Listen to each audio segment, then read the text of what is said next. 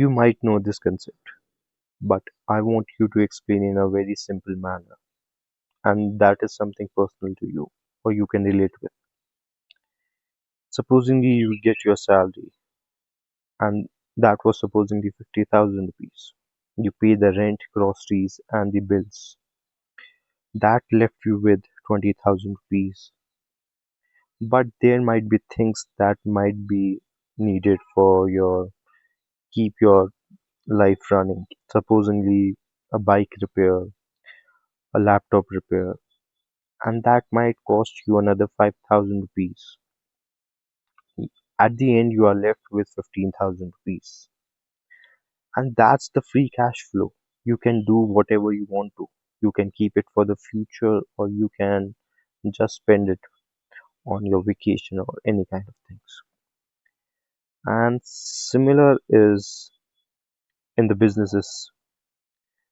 Businesses earns revenue through selling the products or the services.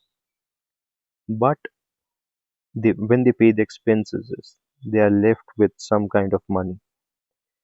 But they need to maintain the factories, the equipments, and just to keep the business running, they have to do some certain expenses. And investors call it capex, the capital expenditure. After the operating expenses and the capex, what's truly left is the free cash flow. And this is the most honest number in any kind of business because profits can be adjusted on paper while the free cash flows cannot be, because cash might be lying on your bank account or it might not. It's just simple as that.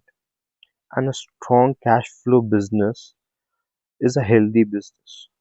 What I mean by that is it can survive on the bad times, and it might reward the shareholders like the 15,000 you left, you can uh, pay back to you, or as a vacation you can spend on that.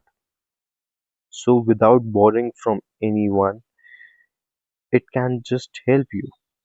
And as an analyst, always check the cash flows and the revenue side by side.